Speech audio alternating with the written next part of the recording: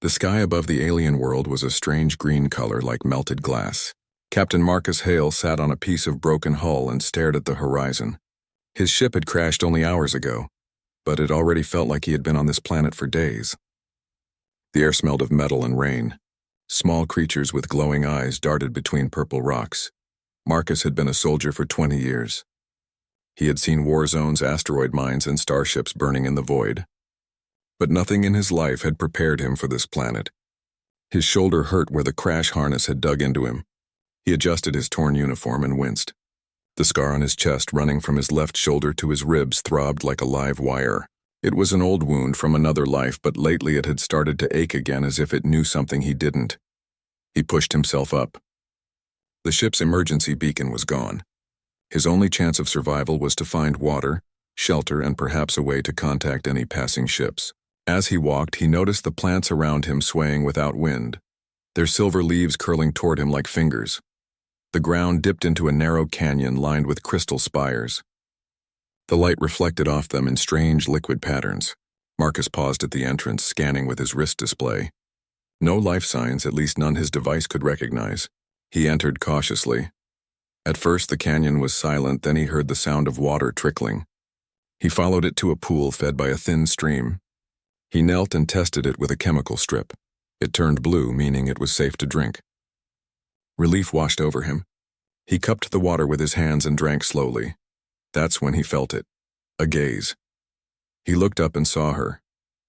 She stood on a rock above the pool, tall and still. Her skin was pale and almost see-through, lit from within by a soft blue glow. Her hair floated like smoke around her face, and her eyes, they were bright silver like small moons. She wore a robe made of thin, shimmering threads.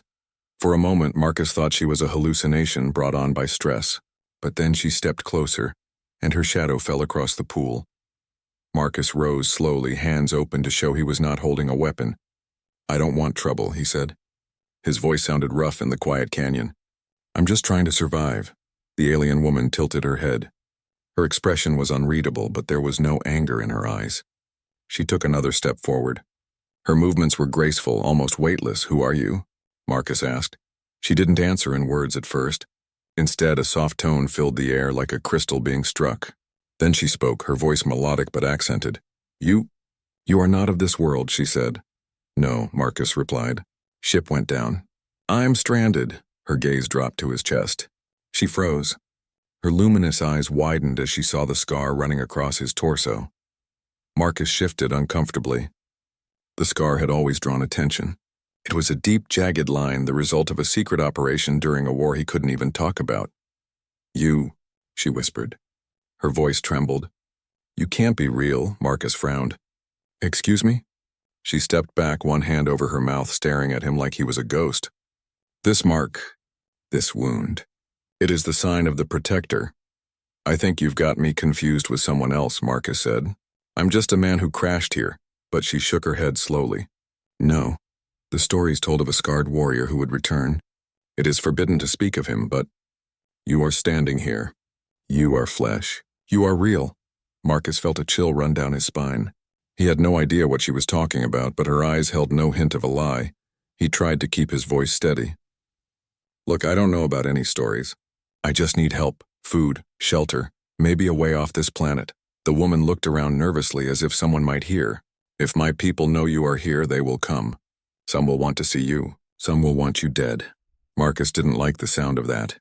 "Then why are you here?" She hesitated. "Haven't I felt a call? In my dreams for many nights, a scarred man falling from the sky. When I sensed the fire in the sky today, I came." Marcus rubbed his temples. This was too much. He was dehydrated, injured, and now a glowing alien woman was claiming he was part of some prophecy. "All right," he said. "Let's slow down. What's your name?"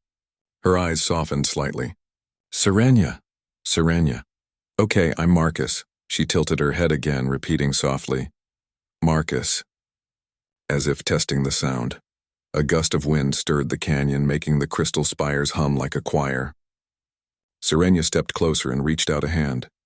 She didn't touch him, but hovered her fingers just above his scar. The air between them tingled. "It is alive," she murmured. "What is?" Marcus asked. "The mark. It is not just a wound. It is a key." Marcus stepped back. Look, I don't know what you're talking about. Her eyes flicked toward the canyon mouth. We cannot stay here. The Guardians will sense you soon. Come. If you want to live, follow me. Marcus hesitated. Trusting strangers had never ended well for him. But he was alone on an alien planet with no supplies. If she knew a safe place, he had little choice. All right, he said. Lead the way. Serenia moved with quiet urgency, her robe trailing like liquid light. Marcus followed, keeping his hand near his sidearm but not drawing it. They wound through twisting passages until the canyon opened into a wide plain of dark sand and glowing plants. As they walked, Serenia spoke in low tones.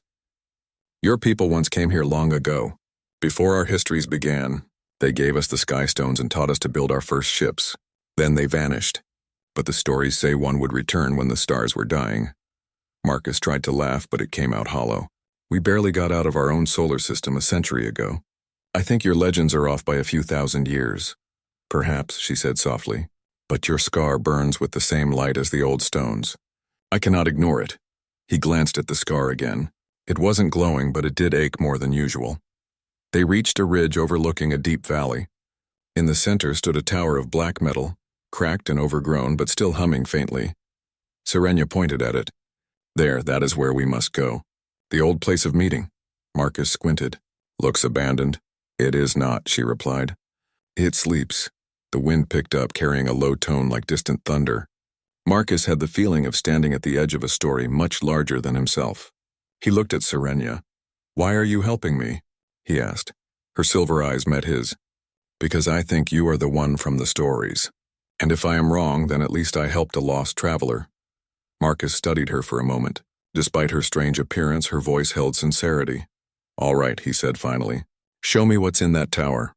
Serenia nodded once, as if sealing a pact. Stay close. Shadows move here. As they started down the ridge together, Marcus's scar pulsed faintly under his shirt, as though it too could sense the place ahead. The tower loomed larger with each step, and the air grew heavier with the scent of ozone. He didn't know what waited inside or why this alien woman looked at him like a living myth. But for the first time since the crash, he didn't feel entirely alone. The valley was quiet except for the sound of their boots crunching against dark sand. The tower ahead of them rose like a black tooth against the green sky. Strange symbols pulsed faintly along its surface as if the building itself breathed. Marcus kept glancing at Serenia as they walked. She moved with a calm grace, but her silver eyes flicked from shadow to shadow, watching for something unseen. Tell me again, Marcus said finally. Why does my scar matter to you? Serenia hesitated before answering. Because our oldest stories speak of a scarred warrior. He came from the stars when our world was new. He taught us the first words of power. He gave us the sky stones. Then he vanished. We call him the Protector, Marcus frowned. And you think that's me? I think, she said softly, that your scar carries the same pattern as the marks carved in the old stones.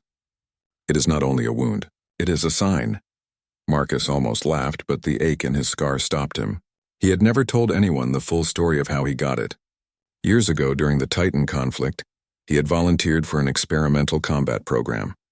Nanites had been injected into his body to heal wounds and improve reflexes. The program was shut down after a disaster, but the nanites had left their mark, the long, jagged scar. He touched it now, feeling the raised tissue beneath his uniform. Could it really match some alien carving from thousands of years ago? They reached the base of the tower. A wide archway stood open, dark inside. Symbols glowed faintly along the entrance, matching the faint glow in Serenia's veins. This place is called the First Chamber, Serenia said. Our ancestors built it with your people. Marcus raised an eyebrow. I didn't even know we'd been here. She gave a small smile. Your people may have forgotten, but we remember. Inside, the air was cooler, heavy with the scent of old stone and ozone. Tall columns lined the corridor, each carved with spirals and dots. Their light flickered as Marcus passed, as if recognizing him. Serenia walked ahead, touching the columns as she went. Be careful, she whispered. The Guardians sleep, but they may wake. Guardians? Marcus asked. Machines built long ago. They keep the secrets safe. They entered a round chamber at the center of the tower. The floor was made of black crystal that reflected their faces like water. Above, the ceiling curved into a dome filled with stars. Not painted, but projected in 3 dimensions, a moving map of the galaxy. Marcus stared upward. "That's Earth," he said, pointing at a tiny blue dot among the stars. Serenia looked. The hidden cavern stretched deeper than Marcus had expected. Its walls were covered in glowing symbols that pulsed in soft blues and greens. Each step he took echoed across the stone floor, bouncing off high ceilings that seemed to vanish into darkness. The faint hum of alien energy made his scar throb again. Serenia led him along a narrow passage.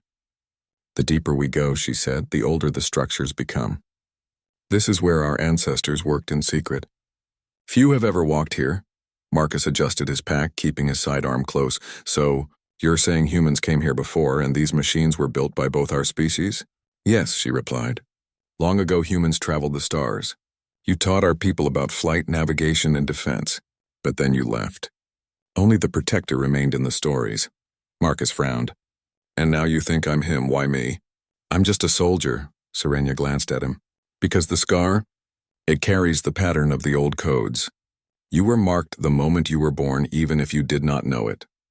The nanites in your body are connected to the Heartstone. They respond to its energy." He swallowed. He had never heard anyone describe his scar this way. He had lived with it for decades as a reminder of a failed experiment, a dangerous operation gone wrong. Yet the ache in his chest told him there was more to it. They arrived at a circular chamber deeper underground. The walls were lined with tall, cylindrical machines that hummed with energy. Marcus felt a faint vibration under his feet as he stepped closer. "These are the Sentinels," Serenia said softly. "They watch over the technology left by your people. They will recognize the Protector, and only the Protector can control them." Marcus studied the machines. Each one had long jointed arms ending in delicate tools. Their eyes glowed faintly. "Recognize me and how?" he asked. Serenia approached him, her hand hovering just above his chest. "Your nanites speak to them. They see the pattern of your scar and know it matches the ancient design. They will obey only the one marked by it." Marcus felt a shiver run through him. He touched the scar gently. The faint hum of energy seemed to respond, almost like the machines had acknowledged his presence.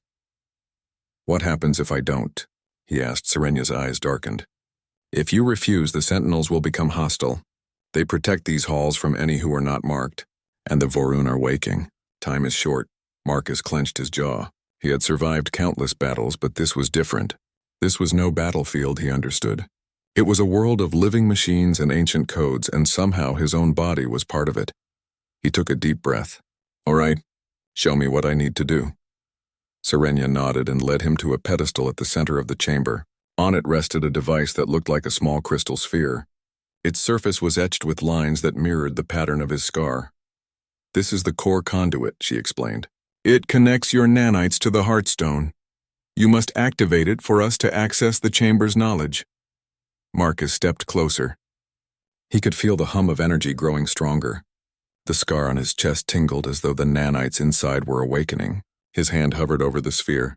"Wait," Serenia said. "Focus on the pattern. Let your body recognize it." Marcus closed his eyes. He pictured the scar tracing the jagged line with his mind. Slowly, he placed his hand on the sphere. A shock of light ran up his arm and into his chest. The scar glowed faintly beneath his shirt, illuminating the pattern of the ancient code. The sphere responded, pulsing in sync with his heartbeat. Serenia stepped back in awe. "It's working. The connection is alive." Marcus felt a rush of energy through his body. Memories not his own flashed in his mind. Visions of alien cities, flying ships, and battles against a dark fleet of creatures with spires of black metal. The nanites in his body stirred, responding to the core conduit. He gasped. What is this?" "It is the legacy of your people," Serenia said softly. "You were made to protect. Even if you did not know it, the nanites carry the memories of the Protector. And now they are waking." Marcus shook his head, trying to clear the visions. "This is too much.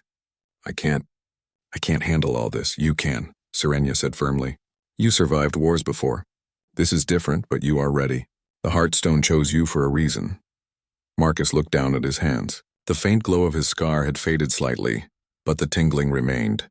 "And if the Vorun arrive?" "They will come," Serenia said. "But we can fight them. With your nanites and the technology here, we can awaken defenses long forgotten. You are the key." Marcus rubbed his temples. The weight of responsibility pressed down on him, heavier than any battlefield he had ever faced. But he looked at Serenia, calm, determined, and willing to risk everything to help him. "All right," he said finally. "Show me everything. I want to understand what I'm part of." Serenia smiled. "Then we begin." She guided him to another part of the chamber where the floor opened into a spiral staircase leading further down. The walls here were older, cracked and covered in faded carvings. Marcus could feel the energy growing stronger the deeper they went. "This part of the structure," Serenia explained, "was built when humans and our people first collaborated. It is a library of knowledge, ships, technology, strategies, even messages left by the Protector." Marcus felt a surge of curiosity. He had always been fascinated by history, but this was history he had never imagined. They descended into the spiral staircase, the glow from the walls illuminating the carvings of stars and ships. Finally, they reached a massive underground hall. The ceiling arched high above them, filled with more holographic star maps. Around the hall, tables displayed crystalline devices, floating spheres, and panels etched with unknown codes. Marcus approached one of the panels. His fingers traced the carvings, and a faint light responded to his touch. He could feel the nanites in his body syncing with the technology. "This is incredible," he whispered. "It's like it's alive." "It is," Serenia said. "And it knows you." "The machines, the stones, even the maps, and all respond to the mark." Marcus turned to her. "So my scar, it's not just a scar. It's a key, a map, a signal. And now it's waking everything here." "Yes," Serenia said softly. "And that is why you are real." The legends were not lies. They were warnings waiting for the one mark to return. The hum of energy grew louder, filling the hall with a low vibration. Marcus felt the power in his blood, in his scar, in the nanites. The room seemed to recognize him, bowing to his presence. "What happens now?" he asked. "Now," Serenia said, "we prepare. The Vorun will come. But with your help, the defenses can be reactivated. The Protector can rise again, not as a myth, but as a living warrior." Marcus took a deep breath, feeling the weight of destiny pressing down on him. For the first time, he understood the truth of the alien woman's words. He was more than a soldier. He was part of something far greater, a legacy that bridged human and alien civilizations. Outside, the sky above the hidden cavern darkened. Somewhere in the stars, enemies stirred. But for now, Marcus and Serenia stood together in the hall, ready to unlock secrets that had slept for thousands of years. And the scar on his chest pulsed faintly, as if whispering, "It begins." Marcus sat on the edge of a crystal platform, staring at the glowing maps and devices surrounding him. His scar throbbed again, faintly pulsing in rhythm with the heartstone nearby. Every so often, a spark of light ran across his chest, as if the nanites in his body were waking to life. Serenia walked beside him, her silver eyes scanning the walls and ceiling. "You feel it, don't you?" she asked softly. Marcus nodded. "Something's happening inside me. It's like... My scar isn't just a scar, it's alive." "It is," she confirmed. "The nanites in your body were never ordinary. They were designed by your ancestors, to protect, to heal, to respond to the Heartstone. Now as the energy awakens, they can interface with the old defenses." Marcus took a deep breath. "Defenses? Against what?" Serenia's expression darkened. "The Vorun, a race that once threatened this world. We sealed them away long ago using the Heartstone. But the seal weakens. They are waking, and they will come here unless we act first." Marcus swallowed hard. "And you think I can stop them?" Serenia gave him a small nod. "You can, Marcus. Your scar is the key. The Protector has returned." He rubbed his temple. "I'm just one man. How can I fight an entire enemy fleet?" She placed her hand gently on his arm. "You are not alone. The machines, the Heartstone, the Sentinel, they will aid you. But you must first awaken them fully." Marcus stood slowly. His body felt heavier than usual, but he followed Serenia to the center of the hall where the core conduit still pulsed with energy. The crystalline sphere seemed to respond to his presence, light radiating from it in faint blue waves. "Place your hand on it," Serenia instructed. Marcus hesitated, then slowly laid his palm over the sphere. Almost instantly, a surge of energy shot through him. His scar flared brightly, the nanites in his blood reacting like a living network. The chamber vibrated under the force and the holographic maps overhead shifted, showing new star systems and glowing red points. "Feel it," Serenia said. "Let your body connect fully." Marcus closed his eyes, letting the energy flow through him. Images flashed across his mind. Ships, battlefields, alien cities, and armies of Vorun spires stretching across the stars. The memories were not his own, but the nanites translated them into understanding. He gasped. "It's so much. You can handle it, Sereni." Dark clouds gathered over the alien sky. The ground shook as Marcus stood on the high platform, looking up at the black shapes descending from the stars. The Vorun fleet had arrived. The ancient machines that had slept for thousands of years were awake again, waiting for his command. Serenia stood beside him, her silver eyes filled with determination. "This is it," she said quietly. "The Vorun are here. They will not hesitate. We must hold them back." Marcus's scar glowed brightly like a burning line across his chest. He could feel the nanites inside him working faster than ever. They sent information to his brain, distances, ship speeds, weapon charges, like a living map. He had never been so aware of a battlefield. "We're ready," he said. "The sentinels are awake. The barriers are up. We can do this." Serenia placed a hand on his arm. "You are more than a soldier now, Marcus. You are the heart of this defense. Do not forget. Every command you give will guide them all." He nodded once, steadying his breath. "Then let's begin." The first wave, the first Vorun ships broke through the atmosphere. They looked like black knives, sharp and glinting under the alien sun. Smaller drones flew ahead of them, testing the defenses. As they approached, Marcus lifted his hands. The sentinels responded instantly, their weapons rising from the ground like towers of crystal and metal. "Fire," Marcus whispered. Beams of bright blue light shot upward. The first wave of drones exploded in sparks, falling like dead insects from the sky. The barriers held firm as more ships circled above. Serenia watched the battle unfold with awe. "They are fighting as one," she said. Like a single being, Marcus felt the strain in his head. Every sentinel, every weapon, every barrier, all of it passed through him. He could feel their energy pulsing with his scar. He knew exactly where the next attack would come from. "Left flank," he said aloud. At once the sentinels shifted, raising their arms to block the new assault. Blue shields shimmered, catching enemy fire. Marcus moved like a conductor leading an orchestra, each motion sending signals through his scar to the machines. "Right flank. Counterstrike," he ordered. Missiles of crystal and energy launched from the ground, smashing into the Vorun spires. 3 enemy ships broke apart, raining fire into the clouds. Marcus gritted his teeth, feeling the energy drain from him. The nanites were drawing power from his body now. A desperate plan. "They're testing us," Serenia said. "The real strike has not yet begun." Marcus nodded, scanning the sky. "I know. This is just their opening move." He felt the pull of the Heartstone behind him like a great tide waiting to break free. It whispered in his mind, urging him to unleash its full power. But he hesitated. Too much energy at once could destroy him and the machines. Serenia stepped closer. "The Vorun cannot be allowed to land. If they reach the Heartstone, it will all be lost." Marcus rubbed his forehead. The nanites burned like fire inside his veins. "I can push more power through the scar," he said slowly. "But it will take everything I have." She looked into his eyes. "You will not fight alone. I will help you." "How?" Marcus asked. Serenia placed her hands on his, sending a wave of silver light into the scar. Her people's energy merged with his, stabilizing the nanites. Marcus gasped as a sudden calm washed over him, and the strain eased for a moment. "Together," Serenia said, "we will guide the sentinels." Marcus nodded, feeling the connection between them grow stronger. The machines around them pulsed brighter, responding to both of their minds now. The second wave. The sky darkened as the main Vorun fleet entered the atmosphere. Huge black spires, larger than mountains, floated down with slow, terrible grace. Their weapons glowed red, casting shadows across the plains. "They're here," Marcus said. "All of them." Serenia tightened her grip on his hands. "Then we make our stand." Marcus took a deep breath.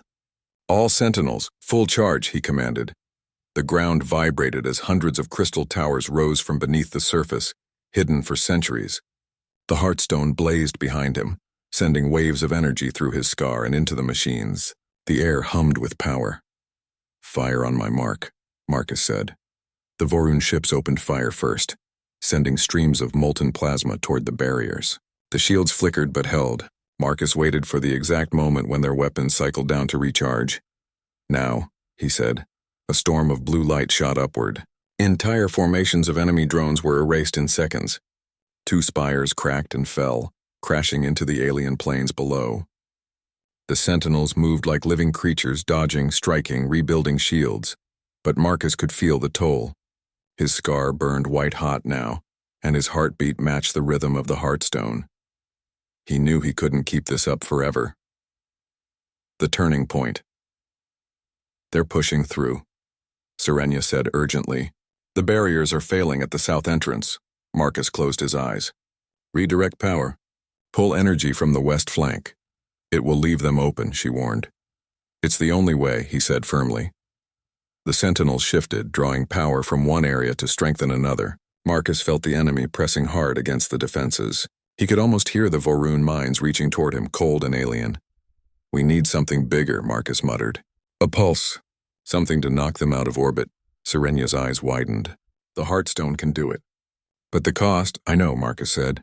He looked up at the black ships filling the sky. If he did nothing, they would land. If he pushed the Heartstone too far, it might kill him. Or worse. But there was no choice. He had been a soldier all his life. Now he was something more. Help me, he said to Serenia. She nodded without hesitation. I will. The pulse Marcus placed both hands on the Heartstone. Serenia stood beside him, her hands over his. Together they formed a circle of light, human and alien energy blending as one. The sentinels paused, their weapons glowing in readiness. Send everything you have into the scar, Marcus said. I'll handle the rest. Serenia closed her eyes, her energy flowing into him. The nanites roared to life, their patterns spreading across his chest and arms like living rivers of light. The Heartstone pulsed in time with his heartbeat. Above, the Vorun prepared a final strike, red beams forming between their spires. Marcus felt their power like a rising storm. Now, he shouted. The Heartstone exploded with light. A massive pulse of blue energy raced outward, covering the entire planet. The Vorun beams flickered and died. Their ships twisted, their systems shutting down under the wave. Drones fell from the sky like dead birds. The whole fleet staggered. Marcus felt his knees weaken. The nanites burned so hot it was like fire under his skin. He gasped, struggling to stay upright. Serenia's energy kept him from collapsing completely, but he knew he had given almost everything. The aftermath silence fell over the battlefield. Smoke rose from the fallen Vorun drones. The sky slowly cleared as the remaining spires retreated, engines flickering. The pulse had crippled them. Serenia looked at Marcus with awe. You did it, she whispered. You saved us. Marcus dropped to one knee, clutching his chest. His scar flickered faintly now, the glow fading. Not sure. For how long, he said weakly. The nanites. Burned out. She knelt beside him. Hold on, she said. I can stabilize you. He shook his head. No, save your strength. We stopped them. For now. Above them the sky shimmered as the Vorun fleet slowly pulled back, regrouping far beyond the atmosphere. Marcus knew they would return, but for the first time they were afraid. The protector had struck back. Serenia helped him to his feet. Your scar, she said softly. It's changing. Marcus looked down. The once jagged line now glowed faintly blue, forming a pattern like a star map. He could feel the nanites quiet but still alive, resting deep inside him. We're not done yet, Marcus said hoarsely. But we've bought time. Serenia smiled, her silver eyes shining. And hope, she said. You've given us hope. Marcus stared at the horizon where the Vorun had fled. His body ached, his scar pulsed softly, but deep inside he felt something new. Not just power, but purpose.